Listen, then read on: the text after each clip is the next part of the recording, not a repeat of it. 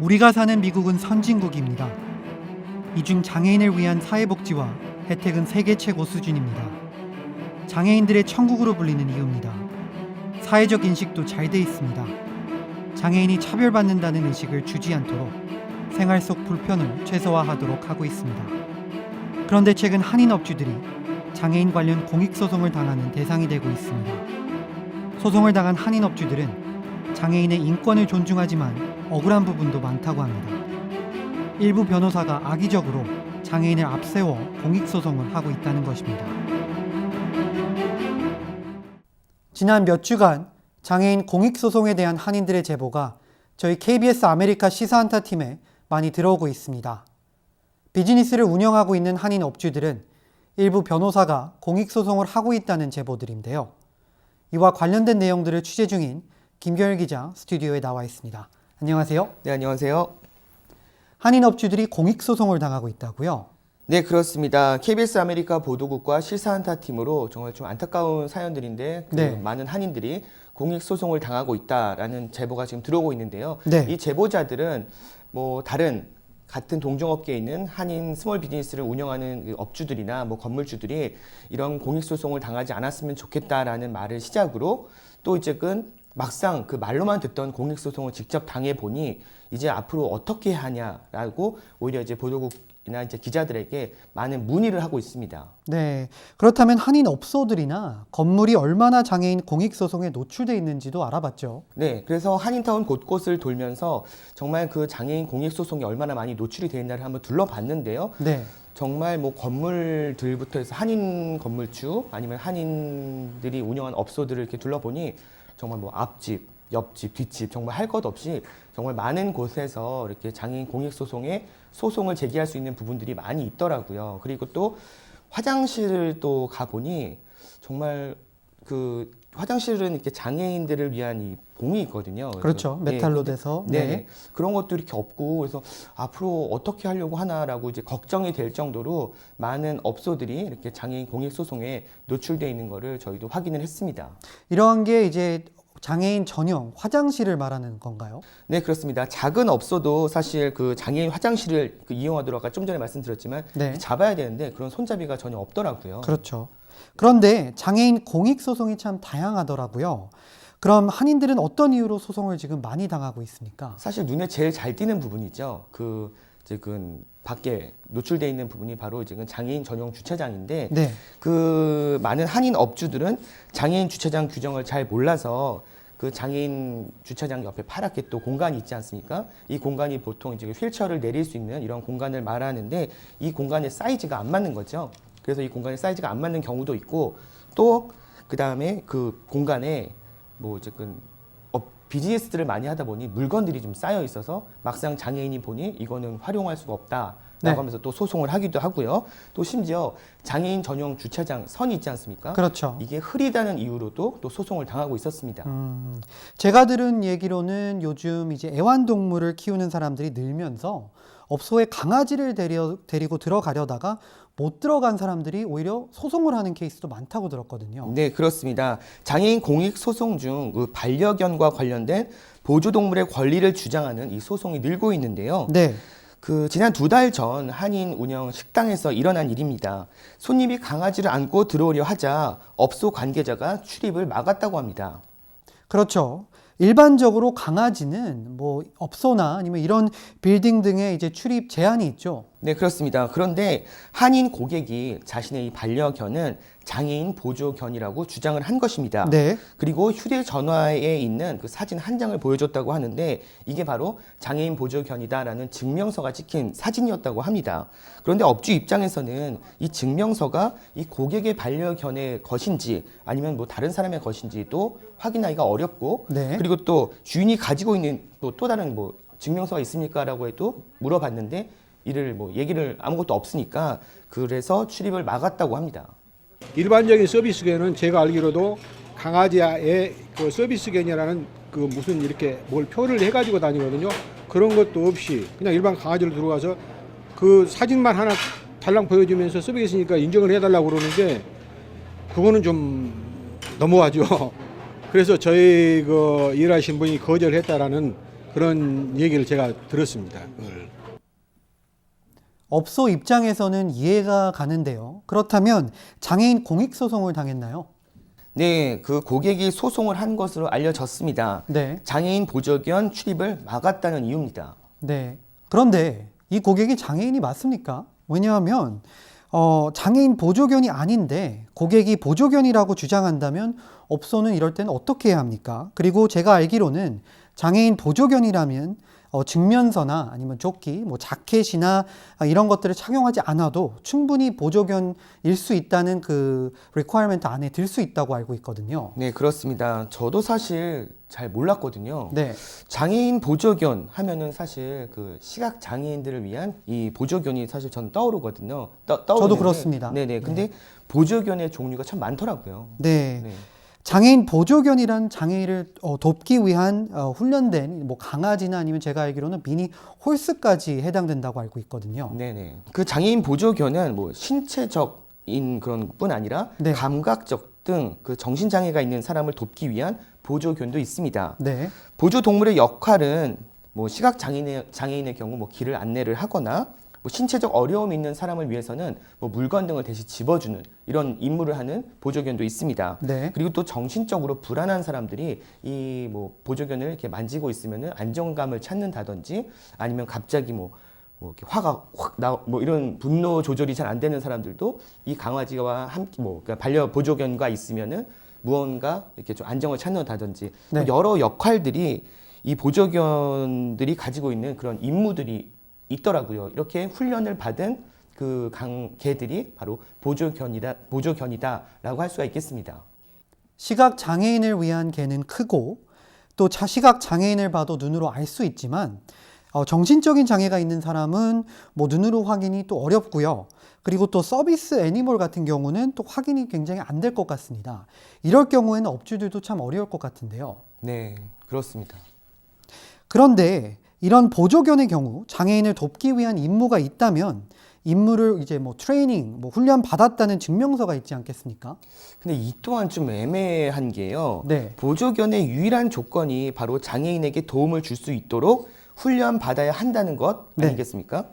그런데 전문 기관에서 훈련 받은 보조견뿐 아니라 뭐 친구 아니면 가족 아니면 뭐 예를 들어서 제가 장애인인데 스티브 씨가 강아지를 잘 돌봐서 잘 저에게 필요한 네. 임무를 할 수 있는 역할에 교육을 해줬다. 그래도 장애인 보조견이 되거든요. 아, 그렇습니까? 네네. 그러다 보니 사실 이렇게 훈련받은 개라고 해도 어떻게 증명서를 줄 수 있겠습니까? 없죠. 그러다 그렇죠. 보니 증명서가 또 있다라고 해도 장애인 보조견이라고 볼 수가 없는 게 이게 또 좀 애매하고요. 그리고 또 훈련을 받았는데 어떻게 훈련을 받았는지 이를 또 증명하기도 사실 좀 어려운 게 좀 애매한 이런 문제가 좀 있습니다. 그렇네요. 뭐 트레이닝을 잘 받았는지 그냥 봐서는 굉장히 뭐 어려울 것 같은데요. 그런데 여기서 업주가 장애인이 이제 뭐 서비스 애니멀가 아닌지 뭐 확인할 수 있는 방법이 있다고요? 있죠. 뭐냐면 질문이 두 가지를 하면 됩니다. 네. 첫 번째는 주인이 장애가 있는지를 이제 확인할 좀 필요가 있지 않겠습니까? 그렇죠. 그러다 보니 이 동물이 주인의 장애 때문에 필요합니까? 라는 첫 번째 질문을 할 수가 있습니다. 중요한 질문인데요. 네네, 그렇습니다. 그랬을 때 고객이 네라고 한다면은 훈련을 받았다는 부분이 있지 않습니까? 그렇기 때문에 두 번째 질문은 그러면은 이 보조견의 업무나 임무가 무엇입니까? 라고 물어볼 수 있습니다. 두 번째 질문이요? 네네. 그랬을 때 이제 그 고객이 대답을 못하거나 아니면 첫 번째 질문에서 아니요라고 한다면은 우리가 말하는 장애인 보조견이라고 볼 수가 없는 것입니다. 사실 강아지 얘기를 해서 말인데요. 여러 업소에 애완동물 이제 출입 금지 사인이 많이 붙여 있는데요. 네네. 사인판을 잘못 붙여도 이런 업소가 소송을 당하기도 하죠. 이게 반려견을 키우는 사람들 입장에서 보면은 개가 아니죠. 사실 뭐 가족인데 그런데 이 사인판에 개에 대한 이 표지판이 너무 뭐 혐오스럽다거나 그렇죠. 아니면 너무 무섭다거나 뭐 X 뭐 이런 것도 해당되나요? 네 그렇습니다. 개가 그려져 있고 거기에 뭐 이렇게 X로 못 들어온다라고 이렇게 했을 때 너무 혐오스럽거나 이렇게 무섭거나 너무 거부감을 느끼게 한거나 그렇죠. 하거나 이래도 지금 공익소송 대상이 될 수가 있습니다. 그리고 또 뭐 이렇게 X나 너무 혐오스럽지가 않다 하더라도 네. 그 개의 출입을 막는다라고 글씨가 써져 있고 그 밑에는 일반 개들의 출입을 금지합니다. 하지만 그 장애인 보조견은 환영합니다. 라는 문구가 꼭 있어야 합니다. 이게 없으면 또 공익소송 대상이 됩니다. 아, 굉장히 복잡해 보이는데요. 잘 알고 대처해야 될 것 같습니다. 하지만 어려운 점도 굉장히 많아 보이는데요. 네, 뭐 이 케이스 말고도 또 다른 케이스들이 너무나도 많은데요. 네. 한인 운영 의류 판매점도 제가 얼마 전이었는데 지난 3월 말에 장애인 공익 소송을 당했습니다. 네. 이유는 계산대가 높고 또 장애인이 그 휠체어가 다닐 수가 없다. 그러니까 공간이 부족하다는 그런 이유 등으로 4가지의 이유가 이제 문제가 돼서 네. 그 소송을 당했습니다. 저는 건물 밖에 뭐 파킹랏이라든지 핸디캡 뭐 이런 것만 알고 있었는데 이 비즈니스 안에 사업장 안에 일어나는 일들에 대해서는 전혀 모르고 있었습니다. 뭐 이런 통로가 부족하다든지 뭐 충분하지 않다든지 그 카운터가 높다든지 이런 문제에 대해서는 저는 알지를 못했고 이런 문제에 한 4가지 정도 소송이 걸려서 건당 한 4,000불 정도 소송을 당하고 있는 상황입니다. 4가지 소송을 각각 4,000달러라고 하면 업주 입장에선 굉장히 당황스러울 것 같은데요. 그렇습니다. 그런데 또 있습니다. 아, 그런가요? 네네. 모든 상업용 업소의 출입문은 이 밀거나 그러니까 당기게 돼 있죠. 그렇죠. 보통 뭐 푸시나 아니면 뭐 풀, 뭐 이렇게 써 있는데요. 네, 그런데 상업용 건물에 그 입구가 출입구죠. 문고리가 있는 이렇게 손잡이가 있다는 이유로 이 소송을 당했는데요. 이 문제는 이 세입자가 이제 그 가게를 더 좀 프로텍트하겠다, 보호하겠다라는 생각으로 네. 문을 하나 더 설치하면서 문제가 발생을 했는데 결론은 세입자가 문제를 일으킨 건데 결론은 건물주에게 소송이 지금 제기가 된 상태였습니다. 네. 이렇게 건물주에게 소송을 하면 확실히 보상을 받을 수 있다고 생각해서겠죠. 네, 그렇습니다. 세입자는 사실 이사를 가서 가게를 옮기면 이제 그만이거든요. 그렇죠. 그런데 그 장애인 공익 소송은 이제 그 건물주 같은 경우에 어떻게 할 수가 없기 때문에 주로 건물주에게 소송을 하고 있었습니다. 한인 언론 보도를 보면 한인 리코스토어들이 장애인 공익 소송을 많이 당한다고 하는데 이런 리코스토어들은 건물주가 아니지 않습니까? 네네, 그렇습니다. 뭐 건물주가 있기도 하지만 대부분이 건물주가 아닌데요. 네. 장애인 공익 소송을 이제 그 보면은 사실 이사를 쉽게 가는 곳들은 건물주에게 이제 소송을 합니다. 네. 그런데 리커스터 주류를 판매할 수 있지 않습니까? 이 주류를 판매할 때 이 면허를 따기도 어렵고 그 면허가 그 지역으로 또 되는 부분이 있기 때문에 이 소송을 당했거나 뭔가 문제가 돼서 그 리커스터가 이사를 해야 한다면 또 이 라이센스 문제가 또 있기 때문에 사실 그러니까 가게를 옮기기가 쉽지가 않죠. 그래서 이런 점들을 또 잘 알고 있기 때문에 또 이런 게 이사를 잘 못하는 곳들한테는 이제는 업소를 대상으로 공익소송을 하고 이사를 가기 쉽겠다라는 곳에는 건물주에게 소송을 하는 방식으로 이렇게 소송들이 이루어지고 있었습니다. 네. 한인 업주와 건물주들이 장애인 공익소송을 당하는 유형들을 저희가 살펴봤는데요. 사실 더 다양하죠. 그런데 저희가 처음 시작한 말이 있습니다. 그게 장애인 공익소송 규정을 잘 지키면 이런 문제에 당하지 않을 수 있다는 것입니다. 그럼 규정을 잘 확인해서 대비하면 미리 막을 수도 있지 않겠습니까? 네, 그렇죠. 네. 네, 그런데 왜 공익소송을 당하고 억울하다고 하는 겁니까? 사실 적게는 4,000달러에서 장애인 규정에 맞춰 공사를 해야 한다면 뭐 10,000달러까지 지불해야 되는데 거기 변호사 비용도 있죠. 그렇죠. 네. 그러니까 뭐 어마어마할 텐데 돈이 많이 나가는 것이 억울하다는 건가요? 아니면 장애인에게 불편을 줬지만 이해해주지 않고 장애인이 소송을 했다는 것에 억울하다는 건가요? 이게 소송을 당하기 전에 이 문제점을 잘 알고 대비를 했다면 네. 소송을 당하지 않았겠죠. 네. 그런데 업소와 이 건물주가 억울하다고 하는 이유는 또 따로 있었습니다. 어떤 이유입니까? 네, 장애인 그 공익소송은 말 그대로 소송입니다. 그 소송은 피해자가 있고 그 피해자가 피해를 입은 장애인에게 보상을 하게 되는 것이죠. 그렇죠. 그런데 장애인이 오지도 않았는데 누가 피해자냐는 것입니다. 그러니까 이게 바로 한인들이 억울해하는 이유였습니다. 예, 저는 본 적은 없습니다. 그리고 데이타임에 제가 아침 6시부터 이렇게 일을 보고 있는데 거의 저는 본 적이 없어요. 컴플레인 들어온 것도 본 적이 없었고. 공부를 못 봤다 하던데 아무도. 내가 영어를 잘 못하는데 휠체어 타고 핸디캡 뭐도 있고 고집 이야기도 나오고 그래서 걱정이 많죠. 빨리 해결이 돼야 될 텐데 아주 그 시간이 걸려야 되는 일입니까? CC 카메라에나 여러 없지. 그거는 오지도 않았는데 그러니까 CCTV에도 없고 그게 소송한 게 작년 9월 8일인가 이랬대는데 거기에는 다 온 사람의 레코드가 있어. 근데 그 레코드에도 없고 오지도 않은 거야. 그러니까 오지도 않았는데 이제 그렇게 된 거죠. 소송을 한 거지. 업주나 건물주들은 장애인이 업소를 방문해 피해를 입었다고 한 날짜를 CCTV를 확인했고 또 세입자들을 통해 장애인이 오지 않았다는 것을 확인했다고 하는 것인데요. 네네. 그럼 소송은 어떻게 진행됩니까? 네, 이게 최근 그 일부 악덕 변호사 그룹들이 있다고 합니다. 네. 문제가 있는 업소들을 찾아서 소송을 하는 방식인데요. 각자 분야를 나눠서 이렇게 또 한 팀이 돼서 소송을 하고 있었습니다.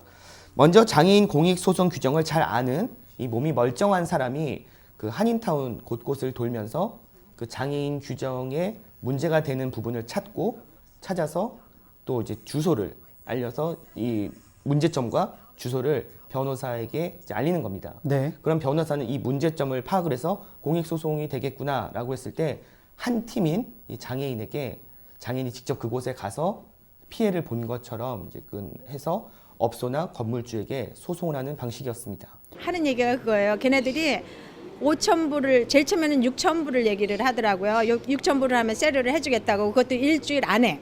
그래서 제가 그 6,000불이 왜 그러고서는 6,000불이 뭐를 그렇게 걔네가 손해를 보고 그렇게 정신적인 고통을 받았는지 왜 6,000불을 줘야 되냐고 그러니까는 그 변호사 하는 얘기가 그래요.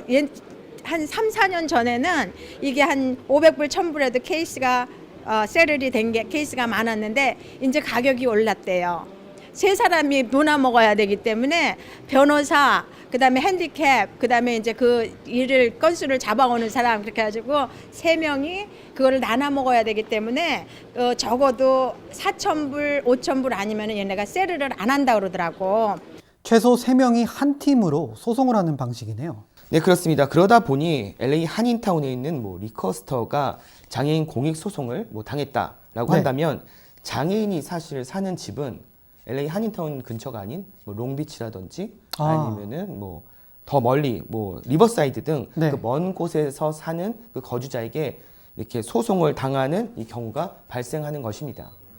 네, 제가 알기로는 지금 소장에 보면 샌디에고에 사는 사람이라고 알고 있습니다.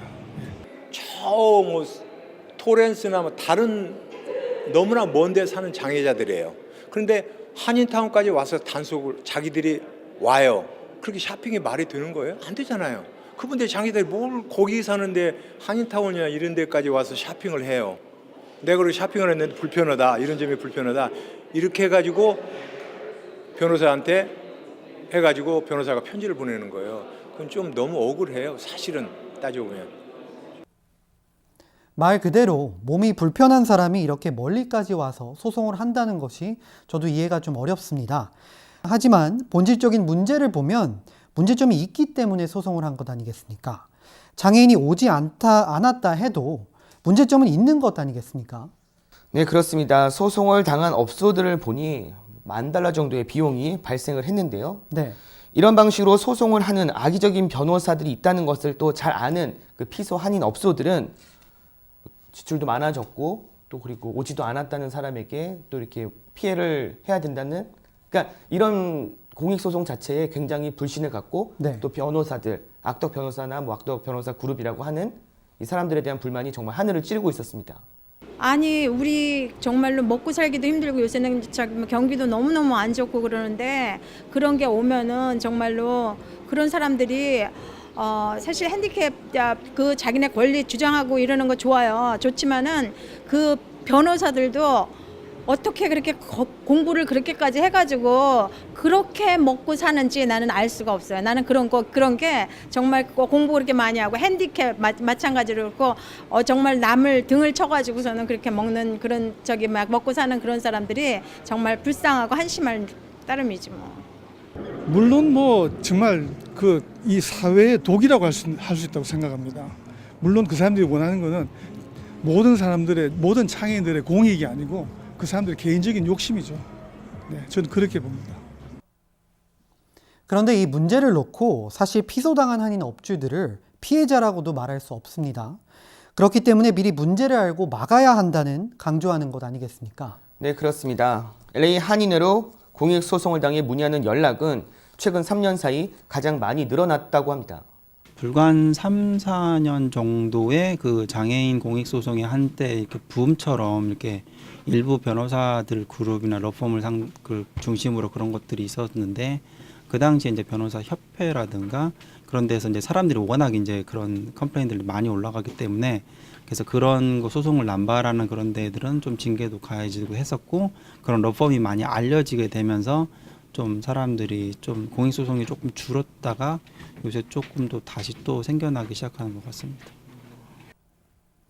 한인회에서 장애인 공익소송 관련 세미나는 꾸준히 준비하고 있습니다.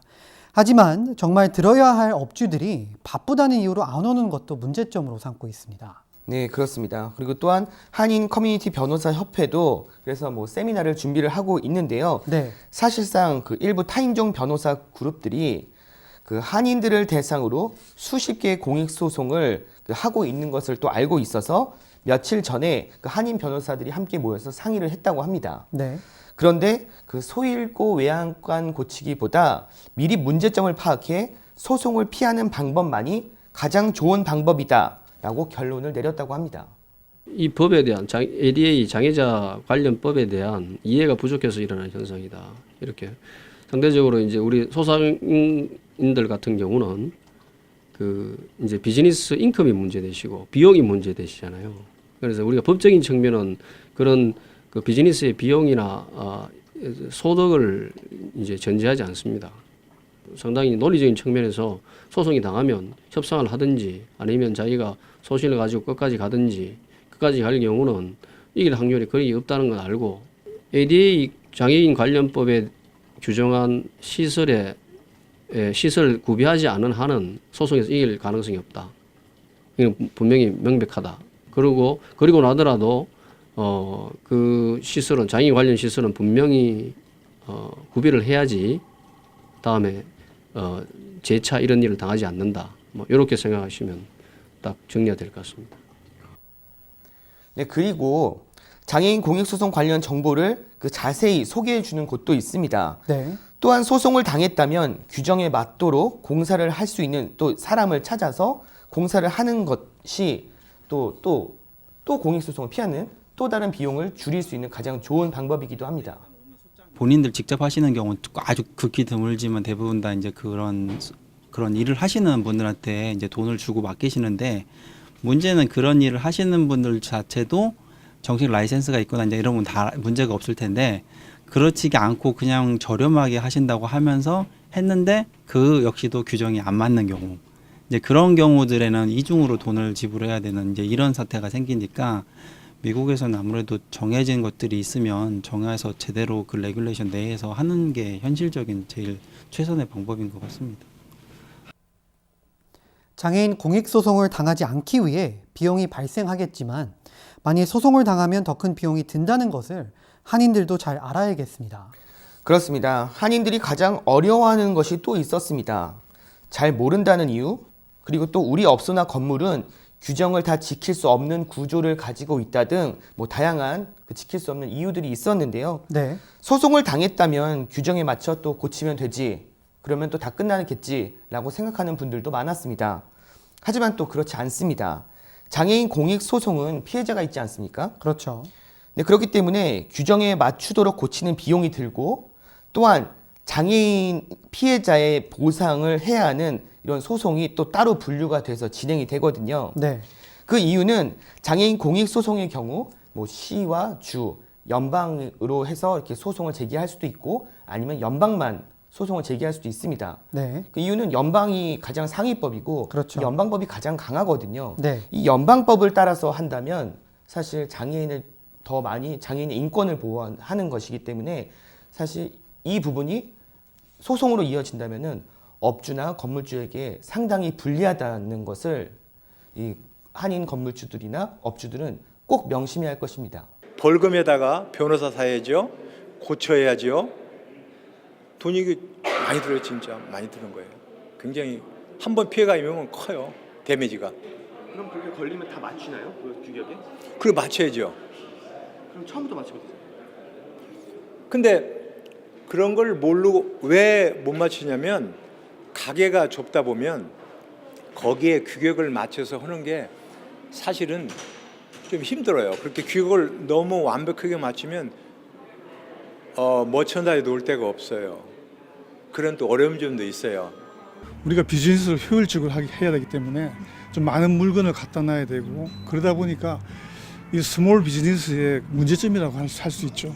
그러나 법이 장애인 그 공익에 대한 법이 그렇게 됐다면 우리가 지켜야 되는 거고 또 룰에 따라야 되는 건데 그동안 뭐 이런 법에 대한 어떤 그 홍보라든지 뭐 주정부나 카운티 정부를 통해서 편지라든지 이런 공문을 한 번도 받아본 적은 없습니다. 지금도 계속해서 제보가 들어오고 있다고 알고 있습니다. 한인 피해자들이 많은 만큼 빨리 장애인 공익소송을 숙지하고 대비해야 할 필요가 시급해 보입니다. 김경일 기자 계속해서 취재 부탁드립니다. 오늘 수고하셨습니다. 장애인 공익소송이 한인 업소를 대상으로 늘어나고 있습니다. 업주가 부담해야 하는 비용도 적지 않다고 합니다. 악덕 변호사 그룹이 한인들을 대상으로 공익소송을 하는 것은 문제가 있다고 봅니다. 그러나 법적으로 일부 악덕 변호사들을 막을 수 있는 방법이 없다고 합니다. 오히려 정부에서는 장애인의 인권을 위해 문제점을 바로잡도록 권장하고 있다고 합니다. 한인 상공인들은 장애인 공익소송을 피하는 방법은 규정을 잘 알고 지켜야 하는 것입니다. 잘 몰랐다는 말은 더 이상 통하지도 이해되지도 않는다는 것을 숙지해야 할 것입니다.